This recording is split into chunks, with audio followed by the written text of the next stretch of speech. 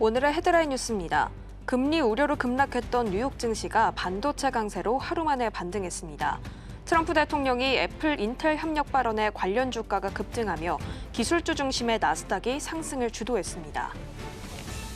미 이란의 종전 합의 속에 이란 최고 지도자가 협상을 조건부 승인했습니다. 다만 향후 핵 협상과 제재 해저 과정에서 미국의 무리한 요구는 수용하지 않겠다고 선을 그었습니다. 최대 60조 원 규모의 캐나다 잠수함 사업자 선정이 이달 말로 다가왔습니다. 정부의 정상 외교까지 가세하면서 한국 컨소시엄의 막판 수주전에 힘이 실리고 있습니다. 반도체주 급증에 힘입어 코스피가 사상 처음으로 최고치를 돌파했습니다. 연초 이후 가파른 랠리를 펼치면서 전 세계 주요 증시 중 독보적인 상승률을 기록했습니다.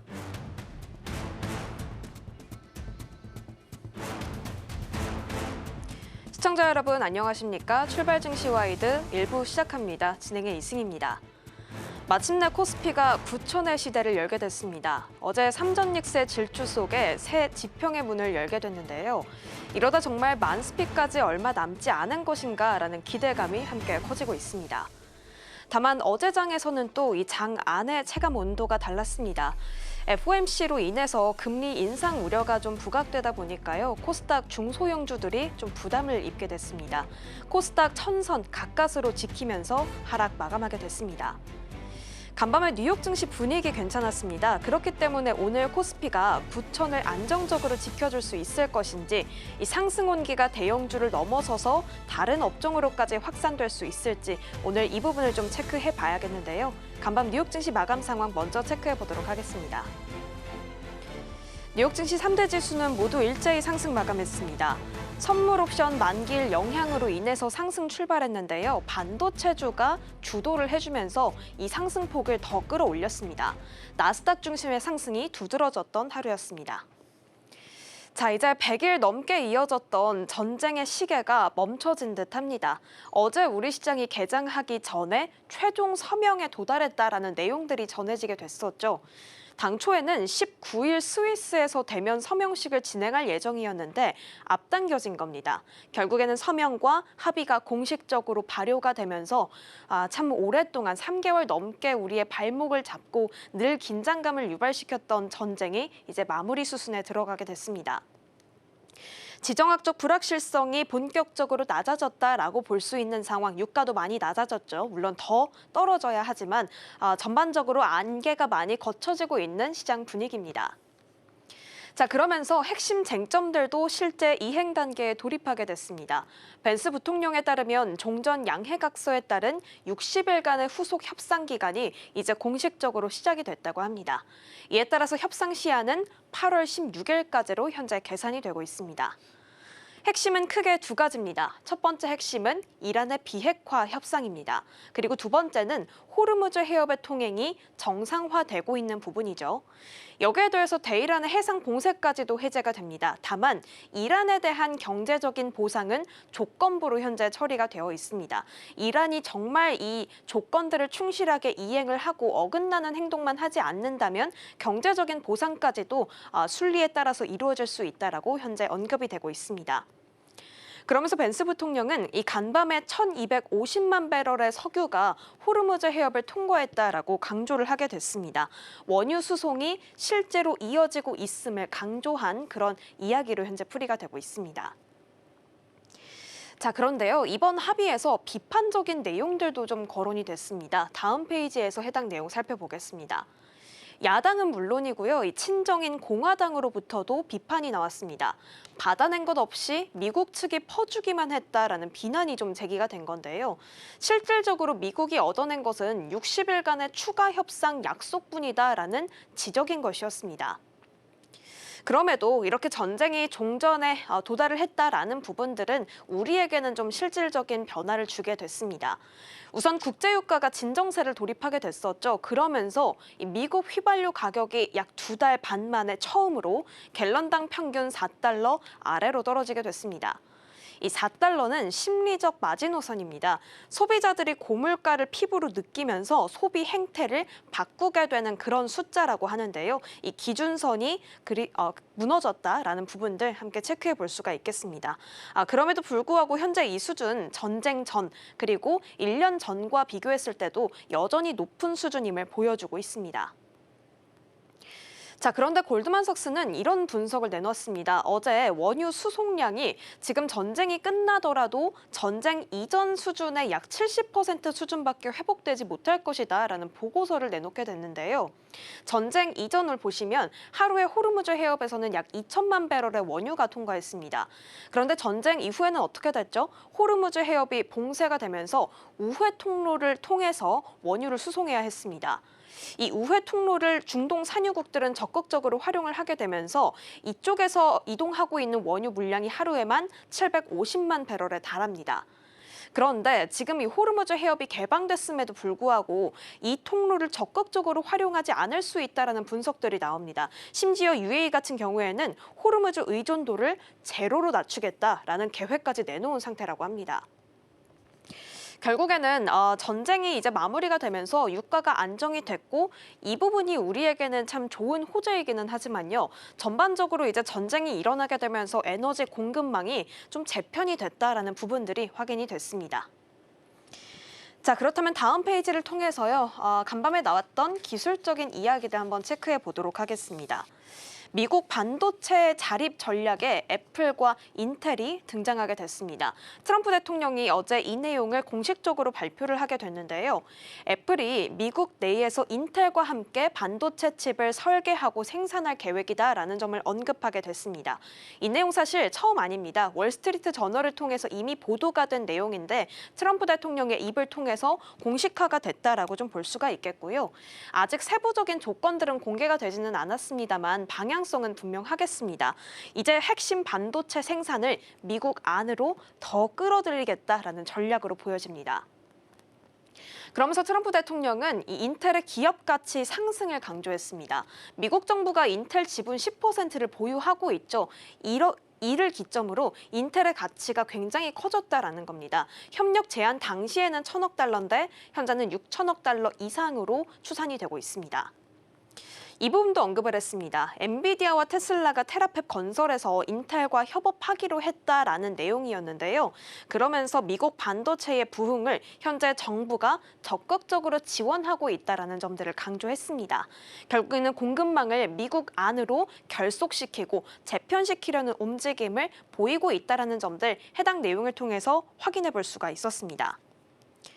자, 그렇다면 다음 페이지에서요. 애플 쪽에서 가격 인상을 예고한 부분들 한번 체크해 보도록 할까요? 애플, 인텔과 함께 반도체 생산을 협력하기로 했고 이 팀쿡 CEO가 가격 인상에 대한 부분들을 거론하게 되면서 간밤에 인텔과 애플 모두 주가가 상승했고 관련 업종으로까지 이 호재가 확산이 되는 분위기였습니다. 팀쿡 CEO는 현재 애플, 이 아이폰의 가격 인상은 불가피하다라고 말을 하게 됐습니다. 아무래도 메모리와 저장 장치 칩이 지금 가격이 굉장히 급등세를 보이고 있죠. 꺾이고 있지가 않습니다. 그러다 보니까 제품 가격까지도 인상을 할 수밖에 없다라는 주장이었는데요.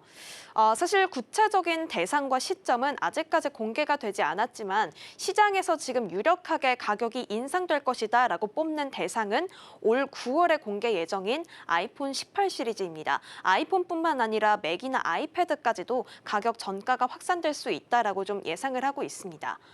월스트리트 저널 추산에 따르면 비용이 이렇게 전가가 될 경우 아이폰 18 프로의 가격이 최소 $200 인상될 것이다라고 좀 바라보고 있습니다. 인상하게 된 배경은 앞서 언급드렸지만 AI 인프라 투자가 확대됨에 따라서 이 D램과 낸드 수요가 폭증을 하게 됐고 가격이 그러다 보니까 메모리 쪽에서 전반적으로 상승이 나왔기 때문이었습니다.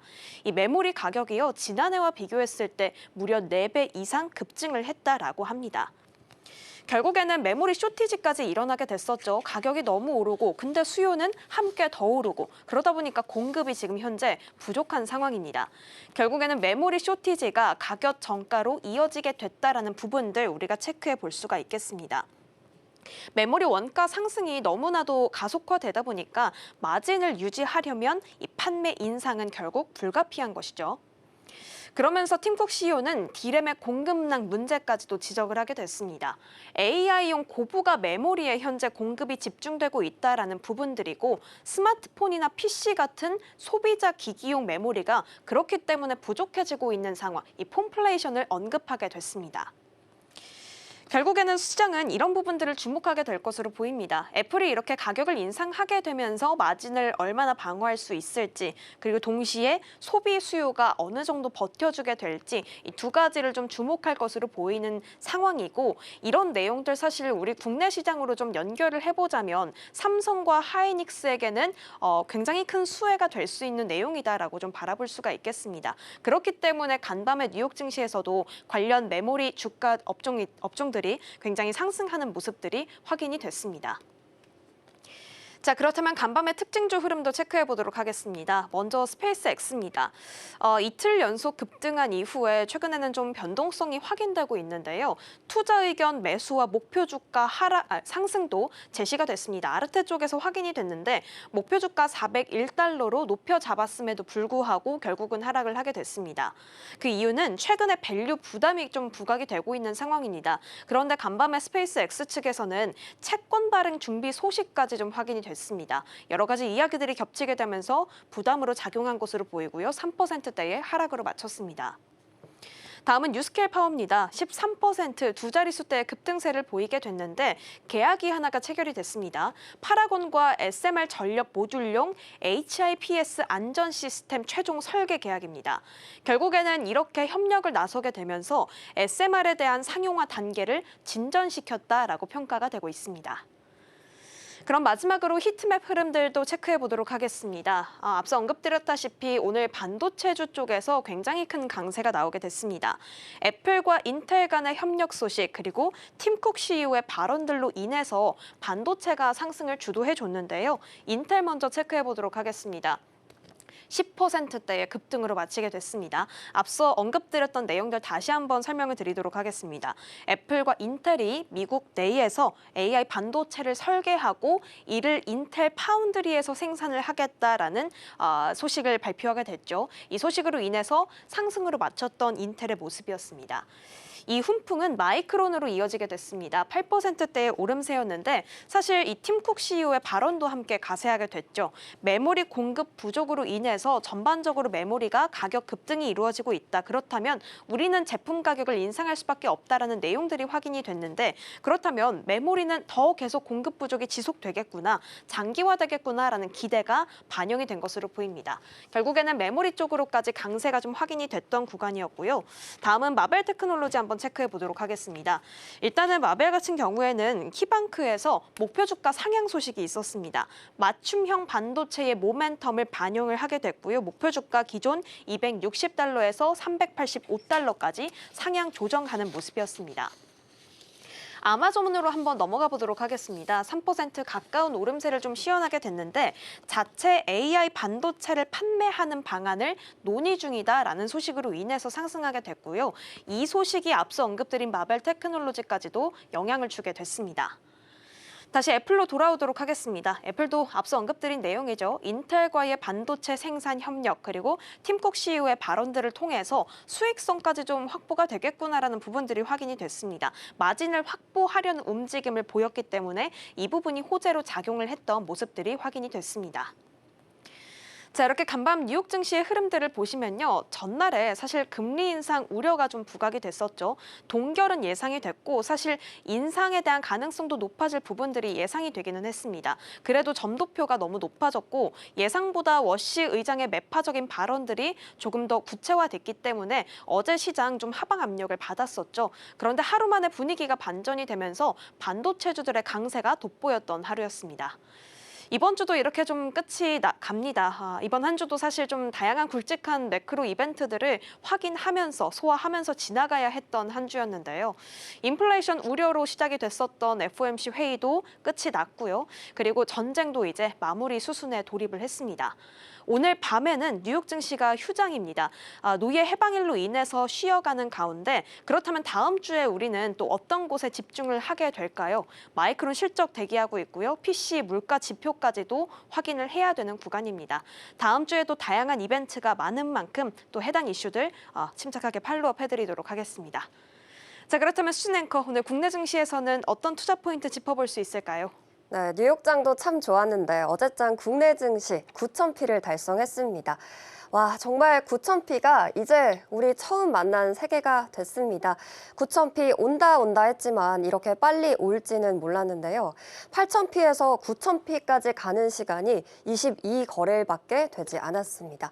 한 달 안에 이렇게 급격한 성장을 이뤄낸 코스피와 다르게 코스닥은 천스닥이 위험했던 수준이었는데요. 3% 넘게 밀려나면서 급격한 변동성이 보였던 어제 장이었습니다. 한번 분위기 살펴보겠습니다. 지수는 신고가를 달성했습니다. 그런데 대부분의 종목은 하락했습니다. 코스피가 9,063선에 마감을 했고요. 사상 처음으로 9,000피를 돌파했습니다. 시가 총액을 보게 되니까 7,413조 원이 됐습니다. 역대 최고치를 경신한 거고요. 코스피 안에서 상승하는 종목은 109개, 그런데 하락하는 종목은 거의 800배에 가까웠습니다. 8배 차이가 나는 상황이죠. 그런데 사실 제가 이전에도 브리핑을 드렸을 때 많이 차이가 나봐야 한 4배 정도가 났었습니다. 그런데 어제장 8배가 넘게 종목 차이가 났던 겁니다. 코스닥도 상승은 245개, 하락은 1,436개로 나타나게 됐고요. 하락 종목이 압도하는 상황이었습니다. 그리고 상승하는 245개 종목 자체도 큰 힘을 받지 못하다 보니까 코스닥 안에서 3% 넘는 조정이 발생하게 됐고요. 결국에 지수는 올랐지만 체감 시장은 약세였다라고 볼 수 있겠습니다. 특히 말씀드리겠지만 반도체 투톱과 삼성전기 같은 이런 기판 그리고 MLCC 쪽의 강세가 흘러지게 되면서 이것을 가지고 있지 않은 투자자분들 입장에서는 굉장히 소외감이 들었던 어제장이었겠습니다. 이렇게 보게 된다면 우리가 걱정해야 되는 건 이것일 겁니다. 일단 과도한 쏠림 현상일 건데요. 최근 한 달간 더 이 양극화 장세가 심화됐습니다. 코스피가 최근 한 달간 20% 이상 상승을 했는데 같은 기간 상승한 종목을 집계를 해봤더니 역시나 이것도 거의 8배 차이가 나더라고요. 코스피가 7,500선에서 9,000선까지 오르는 동안 전체 종목의 85%는 하락했습니다. 15%가 끌어올렸던 코스피다. 그리고 그중에서 대형주인 반도체 투톱이 가장 강하게 상승을 이끌었다라고 보시면 되겠고요. 이런 소수의 주도주가 지수를 끌어올리면서 K자 장세가 지속됐습니다. 네, 코스피와 코스닥의 격차가 벌어지고 있는 상황입니다. 특히 상승하고 있는 종목조차도 소수인 상황에서 과연 이러한 상승세가 계속 이어질 수가 있는 건지 이런 시장의 우려들이 커지고 있고요. 코스닥 안에서의 시장이 조정이 너무 크게 나타나다 보니까 가지고 계신 투자자분들은 지금이 매도할 타이밍인지도 굉장히 고민이 되는 시점입니다. 다음 장으로 넘어가 보도록 하겠습니다. 그런데 우리가 더욱더 주목해봐야 될 포인트가 무엇이냐면요. 바로 외국인과 개인이 엇갈린 투자 선택을 나타내고 있다라는 겁니다. 5월 이후에 외국인들이 거의 64조 원이 넘게 순매도를 했는데요. 개인들은 52조 2천억 원을 순매수했고 최근 31거래일 정도를 보니까 외국인과 개인의 매매 방향이 같았던 날이 4일뿐이었습니다.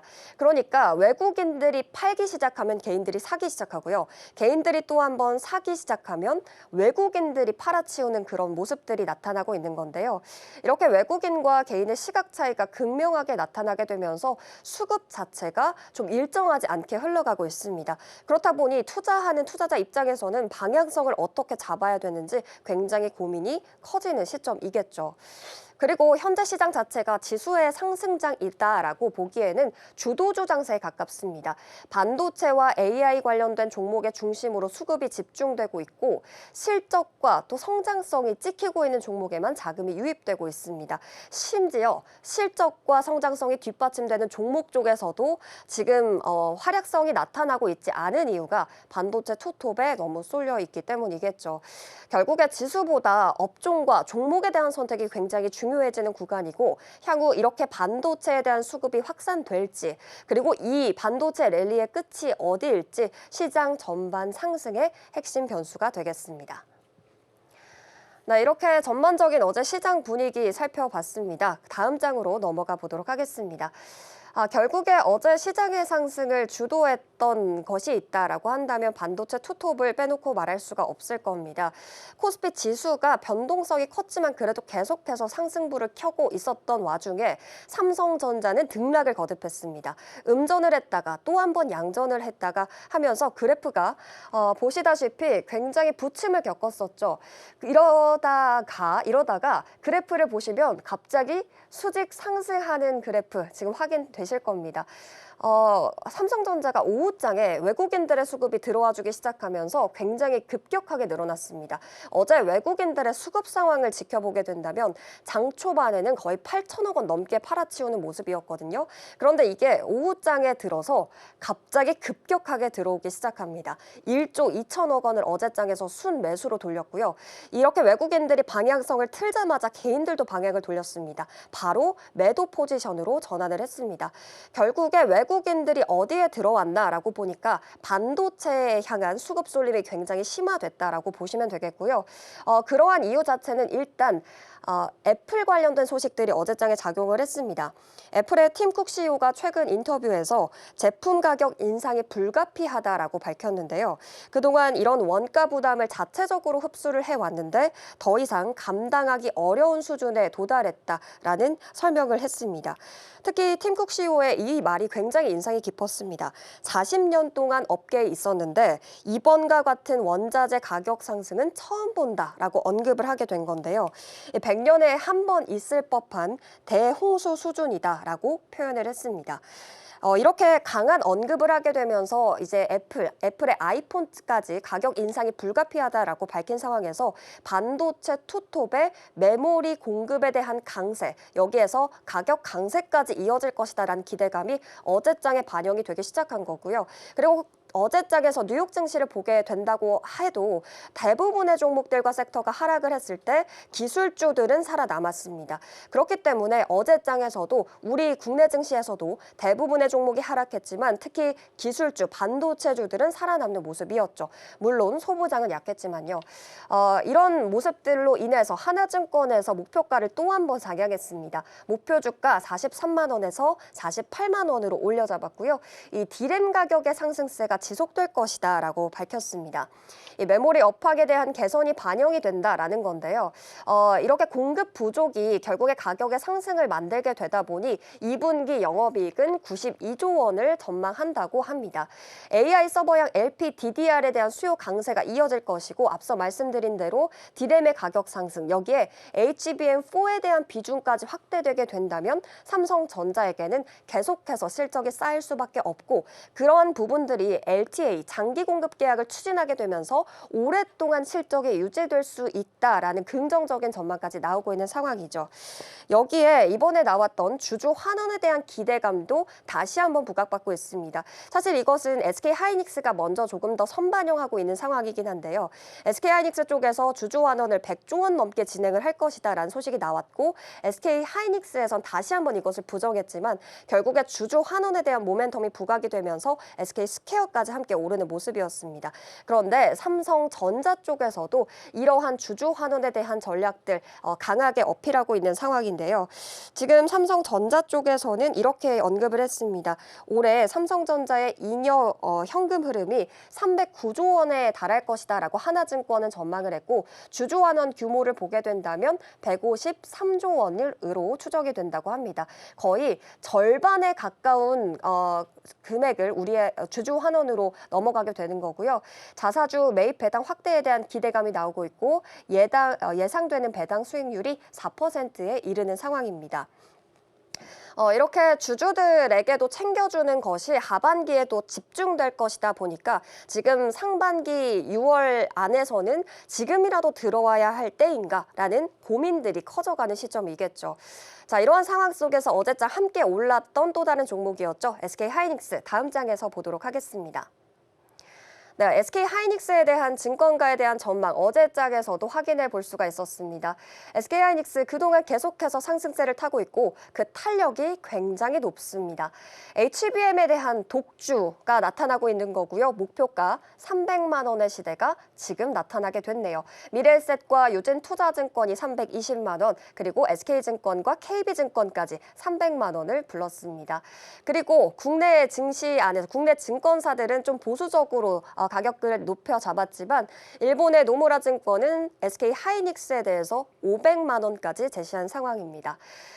그런데 어제 종가요. 268만 5천 원이 나왔습니다. 사상 최고치 기록하게 된 거고요. HBM에 대한 모멘텀이 다시 한번 부각을 받고 있습니다. 아시다시피 SK 하이닉스의 HBM의 경쟁력은 굉장히 뛰어납니다. 글로벌 HBM의 점유율이 거의 62%를 차지하고 있고요. 엔비디아의 핵심 공급사로 자리 잡고 있습니다. 그런데 2026년에 HBM 물량이 사실상 완판이 됐다라고 하고요. HBM4에서 HBM4E로 제품이 고도화될 것이기 때문에 이러한 부분에서 HBM 관련된 실적들이 더욱더 강하게 쌓일 수 있다는 기대감 나오고 있습니다. 그리고 SK하이닉스 HBM4E 12단에 대한 소식이 어제 나왔습니다. 사실 삼성전자 같은 경우에는 지난달 29일에 이 HBM4E 12단에 관련된 공급을 한다라는 이야기 밝혔는데요. 삼성전자에 이어서 두 번째 샘플을 출하한 것이고 바짝 다시 한번 삼성전자를 추격하는 모습입니다. 데이터 처리 속도를 보게 되니까 훨씬 더 빨라졌고요. 전력 효율도 20% 넘게 개선이 됐습니다. 결국에 여기 안에서 열 관리를 잘 할 수 있다라는 기대감까지 붙게 되면서 차세대 AI 서버용 메모리 경쟁이 본격화된 점을 어제 확인해 볼 수가 있었고요. 마이크론부터 삼성전자, SK 하이닉스까지 이 세 개의 세 개의 탑들이 계속해서 순위 경쟁을 벌이면서 메모리 경쟁을 벌이고 있기 때문에 이러한 부분에서 서로 실적이 더욱더 잘 쌓일 수 있는 구조가 될 수도 있다라는 긍정적인 전망도 있습니다. 그리고 SK하이닉스가 가장 기대하고 있는 모멘텀은 바로 엔비디아일 텐데요. 루빈 울트라에 과연 어떤 HBM이 들어갈 것인가가 굉장히 주목을 받고 있습니다.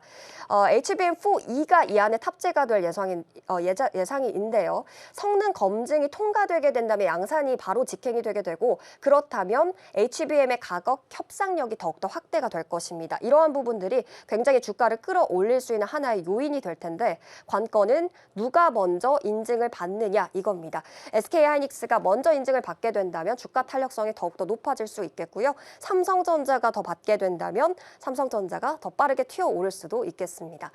이러한 모멘텀들 체크해 보시면서 반도체 투톱에 대한 방향성들 잡아가 보시기 바랍니다. 네, 이어서 삼성전기 보겠습니다. 다음 장 넘어가 보도록 하겠습니다. 어제 반도체 투톱이 힘을 내주고 있는 이러한 무한한 독주 속에서도 힘을 내줬던 섹터 MLCC였습니다. 그러니까 그 안에서 대장주인 삼성전기도 올랐고요. 사실 어제 시장의 주인공은 한울 반도체였습니다. 한울 반도체가 글로벌 MLCC 1위 기업인 무라타와 MOU를 맺었다라는 소식이 나오면서 주가가 상한가를 달성하게 된 건데요. AI 서버와 전기차용 MLCC 공정 장비를 공동 검토하고 함께 만들어낸다라고 합니다. 특히 MLCC 후공정에 대한 토털 솔루션 확대를 추진한다라는 이야기까지 나오게 되면서 무라타와 함께 국내 관련된 장비 업체가 협력을 한다라는 소식에 관련된 종목들 함께 튀었습니다. 한울 반도체는 물론이고요. 어제 MLCC 관련된 종목단 안에서 3개의 종목들이 상한가를 달성했습니다. 삼화전기, 삼화전자까지 상한가였고요. 그리고 삼화콘덴서죠. 삼화콘덴서는 어제 25%라는 두 자릿수 상승률을 보였습니다. 지금 이 표에 나와 있지는 않지만 삼화전기, 삼화전자는 삼화콘덴서 그룹주에 함께 묶여 있고요. MLCC 관련주다라고 보시면 되겠습니다. 이렇게 종목들의 강세가 돋보였던 하루였고요. 삼성전기까지 시총 상위단에서 굉장히 높은 탄력도를 보여줬습니다.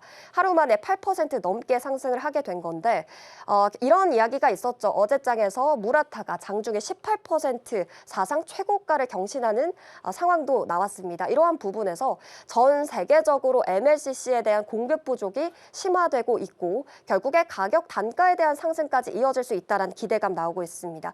그리고 삼성전기를 보게 된다면요. 올해 주가가 700% 넘게 급등을 했습니다. 그래서 DB증권은 목표가를 삼성전기에게 300만 원까지 제시를 한 상황인데 벌써 220만 원까지 올라온 상황입니다. 이 목표가를 얼마 만에 따라잡을 수 있을지 확인해 보셔야 되겠고요. 신규 커패시터에 대한 성장 동력까지 새롭게 확보했기 때문에 더욱더 확대할 여력이 있겠습니다. 이렇게 MLCC 안에서 다양한 종목들이 어제 활약을 했는데요. 이러한 가격의 단가 상승에 대한 기대감으로 오늘장까지 투톱과 함께 힘을 받아갈 수 있을지 이 부분 확인해 보셔야 되겠습니다. 네, 이렇게 반도체 쪽 전반적인 상황들 어제 강했기 때문에 체크해봤고요. 다음 장으로 넘어가 보도록 하겠습니다. 사실 어제 제가 말씀드렸던 이 앞선 섹터들을 제외하면 대부분의 종목들 하락했습니다. 굉장히 마음이 아팠던 게 조선과 원전이 간만에 올랐었는데요. 프리장에서도 강했습니다. 그런데 어제 장이 시작하면서 급격하게 하락하는 모습들이 나타났습니다. 그럼에도 불구하고 원전 안에서는 약간의 종목들은 상승한 흐름이어서 어떤 소식들이 있었는지 짚어볼게요. 일단 정부에 대한 원전 확대가 본격화된다라는 소식들이 나왔습니다. 경북 영덕에 신규 대형 원전을 짓는다라는 소식과 함께 굉장히 탄력을 받았었고요. 처음에는 2011년 이후에 이렇게 신규 원전 부지가 선정된 게 처음이기 때문에 원전에 대한 생태계가 다시 한번 정상화되지 않을까 하는 기대감이 어제 나왔습니다. 장기적으로 이러한 부분에서 기자재 그리고 설계 시공까지 수혜가 기대되는 상황이고요. 뉴욕 증시 안에서도 글로벌 원전에 대한 투자 심리도 개선이 되는 모습이었습니다. 뉴스케일 파워와 오클로, 나노 뉴클리어 에너지까지 상승하는 흐름이었고 그렇기 때문에 SMR에 대한 필요성 그리고 전력에 대한 필요성이 급증하게 되면서 국내 원전주에 대한 투자 심리까지 자극하는 모습이었습니다. 하지만 앞서 말씀드렸듯이 반도체로 수급이 쏠리게 되면서 실제 시장 반응은 서전, 기전이 상한가를 달성하는 수준 정도였는데요. 일부 중소형 원전주 중심으로 상승했고 두산 에너빌리티는 큰 폭으로 하락을 했습니다. 어제 두산 에너빌 3% 넘게 하락을 했고요. 우리기술은 4% 넘게 떨어지는 흐름이었습니다. 결국에 원전 대형주에 대한 수급 유입이 실패하게 되면서 이러한 부분에서 섹터 전반에 대한 확산은 어제장 실패했다라고 정리할 수가 있겠습니다. 우리의 문제는 수급 쏠림일 겁니다. 이런 것들이 언제 순환매가 돌면서 전반적인 섹터가 강세가 보일지 우리가 함께 예측을 해봐야 될 것 같은데요. 오늘장, 오후장까지 끝까지 이 시장의 흐름들 지켜보시기 바랍니다. 지금까지 마켓 클로즈업이었습니다.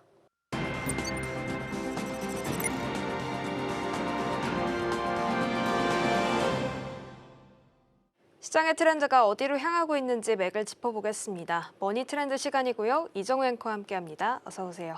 안녕하세요. 첫 번째 키워드는 삼성전자 소식입니다. 어제도 우리 반도체 투톱이 참 강했죠. 이러한 가운데 어제 하나증권에서 삼성전자의 2분기 실적 눈높이를 대폭 상향하는 보고서가 나왔습니다. 그 근거가 저전력 메모리라고 하거든요. 이번 실적에 고공행진의 숨은 공신이다라고 좀 보여지고 있는데 어떤 내용인가요? 네, 우선 하나증권 측에서 어제 삼성전자 목표 주가를 기존의 43만 원에서 48만 원으로 올려잡았는데요. 2분기 매출은 179조 원, 그리고 영업이익 92조 원으로 전년 동기 대비 각각 140% 그리고 무려 1,850% 증가할 것이다라는 전망들이 나오게 됐습니다. 이런 가격 전망치 상향의 핵심은요, LPDDR인데요. 서버용과 PC용 D램도 강세이긴 하지만 이 스마트폰용 저전력 메모리인 LPDDR의 가격 상승폭이 예상보다 훨씬 컸다라는 설명을 덧붙이게 됐습니다. 중국 스마트폰 출하량 전망은 다소 낮아지긴 했지만 엔비디아를 비롯한 AI 서버용 CPU에 탑재가 되는 LPDDR 수요가 빠르게 늘어나면서 이렇게 가격을 끌어올려주고 있는데요. 다만 HBM4 기여는 예상보다는 늦어지고 있습니다.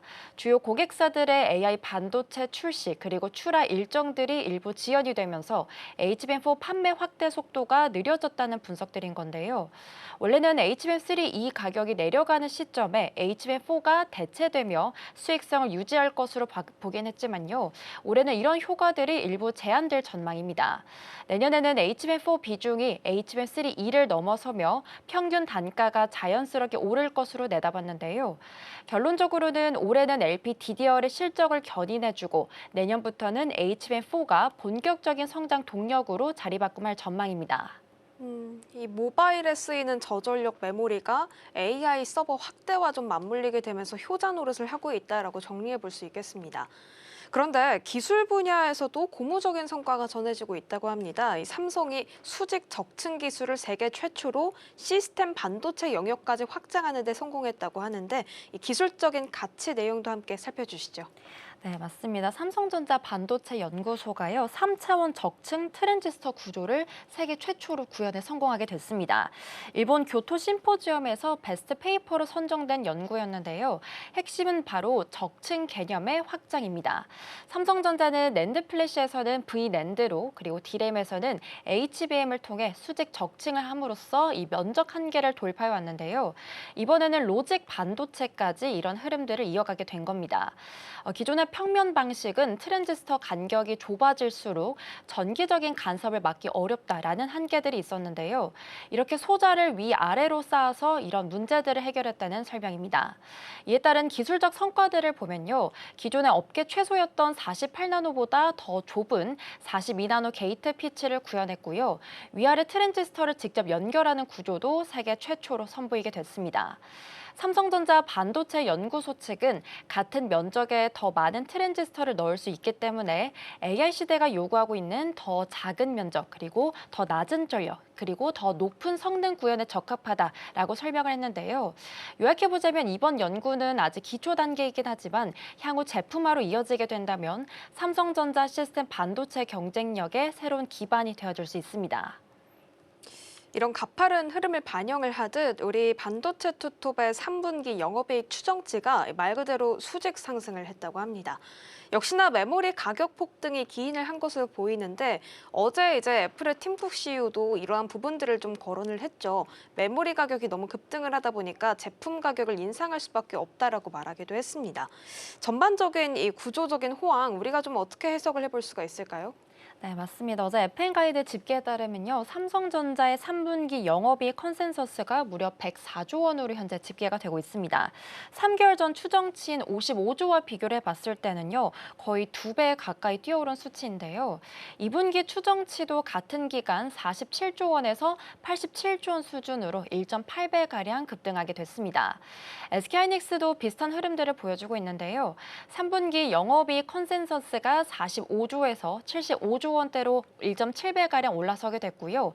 2분기에는 39 그리고 62조 원 수준으로 1.6배가량 뛰어오르게 됐습니다. 이런 상향들의 배경은 아무래도 가격에 있겠죠. 일반 D램 계약 가격이 1분기 55% 그리고 2분기 58% 같이 연속으로 두 자릿수 이상 상승하게 됐고요. 낸드 플래시도 마찬가지로 2분기에만 무려 최대 75%가량 급등하기도 했습니다. 트렌드포스 측에서는 이렇게 새로운 생산 캐파가 본격적으로 가동되는 시점이 아무리 빨라도 27년도 말이기 때문에 그때까지는 공급 부족이 구조적으로 이어질 것이다라고 분석을 했는데요. 삼성전자는 2분기에 수천억 규모 성과급 충당금이란 악재가 있었음에도 불구하고 추정치가 오히려 큰 폭으로 뛰었다는 점이 현재 눈에 띄고 있습니다. 그래서 최종 정리해보자면 공급 부족에 따른 이런 모습들이요. 이 구조적으로 장기화가 되면서 양사의 어닝 서프라이즈 행진이 당분간 이어질 것으로 현재 관측되고 있습니다. 이렇게 메모리 시장을 장악하고 있는 우리 반도체 투톱 앞으로 이 쇼티지가 조금 더 지속될 것으로 보이는 상황이라서 이 릴레이가 당분간은 우리 투톱의 강력한 하방 지지대 역할을 해줄 것으로 보입니다. 저희는 두 번째 키워드로 그럼 넘어가 보도록 하겠습니다. 삼성중공업 소식인데요. 지금 현재 삼성중공업이 중국 의존도를 줄이고 미국 시장 공략에 본격적으로 시동을 걸고 있다고 합니다. 최근에 해외 거점 신설 소식까지 전해졌다고 하는데 전반적인 내용 함께 짚어주시죠. 네, 삼성중공업이 미국 법인 2곳을 새로 세우게 됐습니다. 1분기에 미국 델라웨어주의 모회사격 법인과 함께요. 이 유한 책임 회사를 동시에 설립하게 된 건데요. 우선 하나씩 살펴보겠습니다. 델라웨어주 같은 경우에는 법인 설립 제도가 기업 친화적이기 때문에 외국 기업들이 미국 진출 교두보로 주로 활용하는 지역인데요. 삼성중공업 관계자는 미국 사업의 안정적인 착수와 본격 전개를 위한 것이라고 설명했습니다. 여기다가 미국 사업 성과들도 가시화되고 있는데요. 지난 화요일에 이 미국 최초 해상 LNG 수출 전초 기지가 될 델핀 FLNG 프로젝트 본계약에 서명을 하게 됐고요. 그리고 지난 4월에는 미국 차세대 군수지원함 엔젤리스 설계 사업에 참여를 하며 한미 조선협력 마스가 성과도 가시화가 되고 있습니다. 동시에 중국 의존도는 줄이고 있는데요. 올해 베트남 법인을 새로 세우고 페트로 베트남과 함께 조선과 에너지 쪽에 협력 MOU를 체결하기도 했습니다. 미중 갈등에 따른 중국 건조 선박 이 항만 수출 리스크가 영향을 미친 것으로 현재 풀이가 되고 있는데요. 그래서 결론적으로는 삼성중공업이 미국을 신규 거점으로 이 베트남을 새로운 협력축으로 삼고 있고요. 글로벌 공급망들을 재편하고 있습니다. 이렇게 북미와 동남아 쪽으로 발을 빠르게 옮기면서 재편을 하고 있는 모습이 좀 돋보이네요. 때마침 미국 현지에서 추진 중인 이 초대형 해상 LNG 프로젝트가 이 사업의 속도가 붙기 시작했다고 하더라고요. 이런 움직임이 갖는 실질적인 의미는 어떻게 파악해 보면 좋을까요? 네, 어제 미쓰비시 UFG 파이낸셜 그룹이요. 첫 번째 FLNG 설비에 약 36억 달러 규모의 부채 금융 조달을 추진하게 됐습니다. 삼성중공업과 블랙앤비치가 약 5년에 걸쳐 건조와 시운전을 맡게 되는 구조인데요. 이번 금융 조달의 의미는 사업 안정성에 있습니다. 대규모 자금이 투입되는 FLNG 프로젝트 같은 경우에는 이 발주처의 금융 조달과 그리고 장기 판매 계약 확보 여부가 공정 진행의 핵심 조건으로 꼽히고 있는데요. 델핀 1호기 같은 경우에는 미국의 첫 번째 해상 LNG 수출 프로젝트입니다. 1호기만으로 연 440만 톤 규모의 LNG 생산 능력들을 갖춘 대형 설비라고 볼 수 있는데요. 삼성중공업으로서는 기존의 호주나 동남아 그리고 아프리카 중심의 FLNG 레퍼런스를 이렇게 북미 시장으로 확장해 나가는 상징적인 사업에 해당되는데요. 여기다가 캐나다 시더 LNG도 비슷한 흐름들을 보여주고 있습니다. 24년도 최종 투자 결정 이후에 이달 초 거제 조선소에 전수식까지 마치게 됐는데요. 업계에서는 이렇게 1호기, 2호기가 동일한 설계가 적용되는 만큼 삼성중공업이 후속 물량 수주도 노려볼 필요가 있다라고 평가를 하기도 했습니다. 그래서 요약해보자면 금융조달 확보로 인해서요. 델핀 1호기가 실행 단계에 들어가고 있고요.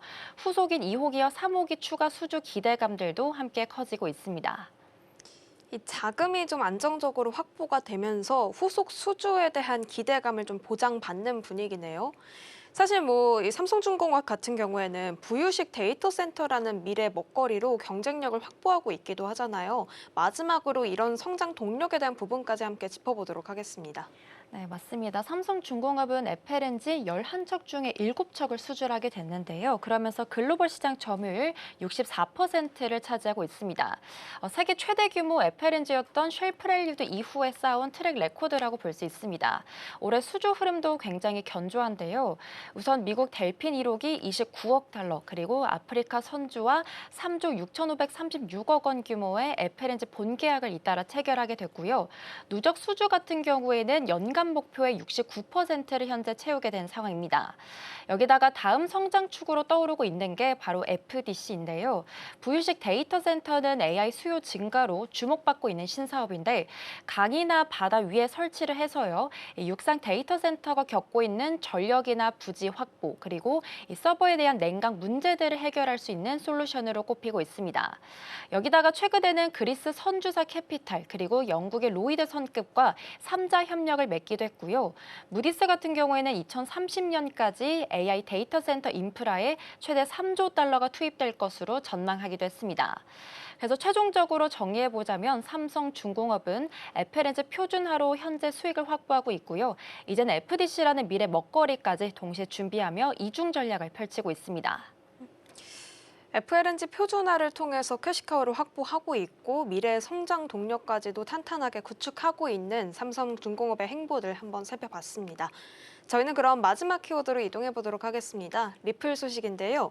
리플이 단기적인 주가 등락을 넘어서서 장기적인 구조 리스크에 선제적으로 대응하며 이 제도권 안착을 위한 마지막 관문을 눈앞에 두고 있다고 합니다. 최근에 양자 컴퓨팅 관련 보안 개편 소식이 전해졌다고 하는데 관련 움직임 먼저 짚어주시죠. 네, 어제 리플렉스 수석 엔지니어가요, XRP 레저에 대해서 보안 강화 전략들을 공개를 했습니다. 29년도로 예상되는 양자 컴퓨팅 위협에 이 선제적으로 대비하기 위한 조치로 풀이가 되는데요. 위협의 근거는 구체적입니다. 이 구글 AI 연구에 따르면 양자 컴퓨팅 위협이 이르면 29년도쯤에 현실화될 수 있고 새로운 알고리즘들이 기존의 디지털 서명을 이 9분 만에 무력화할 수 있다는 분석들이 나오게 된 건데요. 이런 흐름에 리플렉스는 아무런 준비가 없이 위협을 맞을 수 없다면서 24년도부터 암호학자들과 함께 대응 기술들을 개발해 왔습니다. 대응 체계도 함께씩 보면요. 현재 XRPL에는 하이브리드 서명 체계를 적용해 양자 공격들이 감지가 되면 이 보호된 암호화 체계로 즉시 전환하도록 구성을 했고요. 리플 같은 경우에는 별도로 자산 보관 체계와 이 스테이블 코인 발행 기반 시설들까지 취약점 점검들을 진행하고 있습니다. 아무래도 해커들이 암호화 자료를 미리 수집해서 미래 해독하려는 이 시도까지 경고를 하게 된 건데요. 여기다가 AI 결제 인프라 확장들도 계속되고 있습니다. 마스터카드의 AI 에이전트 결제 사업에 합류를 해서요. XRPL의 AI 스타터 키트를 출시했고요. 이렇게 AI 에이전트가 자체 지갑으로 서버 이용료를 자동 결제할 수 있는 구조 또한 갖추게 됐습니다. 결론적으로는 리플이 단기적인 가격 이슈를 넘어 이 양자 보안이라는 장기적인 구조적 리스크까지 선제적으로 대비하고 있습니다. 이 미래의 기술적인 위협에 대비하는 선제 조치로 보여지네요. 그런데 리플 최근 움직임을 보면 좀 이례적인 현상이 나타나고 있다고 합니다. 이 현물 ETF로 기관들의 자금은 유입이 되고 있는데 정작 가격은 좀 기대치를 밑돌고 있는 상태예요. 이 간극을 해결할 열쇠로 입법 동향이 꼽힌다고 하는데 어떤 내용일까요? 네, 맞습니다. XRP는 기관 자금 유입과는 반대로 현재 가격 흐름들이 좀 반대 행보들을 보이고 있습니다. 기관 수요부터 하나씩 살펴보면요. 현재 미국에서 거래 중인 XRP 현물 ETF 7개 상품에 최근 6주간 누적 14억 달러가 유입이 됐고요. ETF들이 보유하고 있는 XRP는 최대 9억만 개에 달한다고 합니다. UBS와 뱅크 오브 아메리카도 투자에 참여를 하고 있는데요. 온체인 지표도 강세를 보이고 있습니다. 1만 XRP 이상의 보유 지갑이 사상 최고치인 33만 개를 기록하고 있고요. 100만 XRP 이상을 갖고 있는 지갑은 올해 1분기에만 12억 XRP를 추가적으로 매집하기도 했습니다. 그런데도 XRP는 올해 들어 약 40% 하락을 하면서요. 사상 최고가였던 3.65달러 대비 약 70% 낮은 부근에서 현재 거래가 되고 있는데요. 매체 측은 이런 괴리들의 핵심을 바로 클래리티 법으로 꼽고 있습니다. 이런 법안은 XRP의 상품 지위를 연방법으로 명문화하는 내용들을 담고 있는데요. 올해 통과 가능성은 62% 정도로 평가가 되고 있습니다. 법안이 상원을 통과가 된다면 기관 자금이 본격적으로 유입이 될 수는 있긴 하지만 만약에 무산이 된다면 현재 수준에 머물 가능성이 높다는 분석도 나오고 있는 건데요. 그래서 요약해보자면 기관 수요들은 이미 확인이 되긴 했지만 이렇게 법안 통과라는 마지막 트리거가 빠지게 되다 보니까 이 가격이 펀더멘탈을 따라가지 못하고 있는 상황들이 연출되고 있습니다. 결국에는 이 기관의 수요는 충분하게 지금 증명이 된 상태라서 이 법안 통과라는 마지막 트리거가 정점을 찍어야겠네요. 그렇다면 이런 근거들을 바탕으로 마지막으로 가격적인 시나리오까지 함께 짚어주시죠. 네, 현재 XRP 핵심 가격대를 크게 나눠서 좀 정리를 해보자면요. 단기적으로는 1.123달러를 지지하게 된다면 1.45달러 정도가 예상이 되고 있고요. 그리고 클래리티 법이 통과가 된다면 2.2달러까지 열리게 됩니다. 시장에서는 중장기적으로 5달러 그리고 8달러 사이가 주요 분석가들의 목표 구간으로 꼽히고 있는데요. 그래서 정리해보자면 이렇게 클래리티 법 상원 표결 결과가 1.1달러 단기 지지선과 그리고 5에서 8달러 중장기 목표 구간 사이의 방향을 결정 지어주는 핵심 변수라고 볼 수 있습니다. 결국 시장에서 기대하는 이 가격선까지 도달하기 위해서는 이렇게 입법화의 완성이 좀 필요해 보이네요. 향후 표결 과정들 지속적으로 모니터링 해보시면 좋겠습니다. 오늘 머니트렌드는 여기서 마무리해보도록 하겠습니다. 이정우 앵커와 함께했습니다. 고맙습니다. 출발 증시 와이드 1부는 여기까지입니다. 저희가 방송에서 제공하는 정보는 투자 판단을 위한 조언일 뿐 주식의 가치나 수익률은 보장하지 않는다는 점 유의해 주시기 바랍니다. 이어지는 출발 증시 와이드 2부도 많은 시청 바라겠습니다. 시청해주신 여러분 고맙습니다.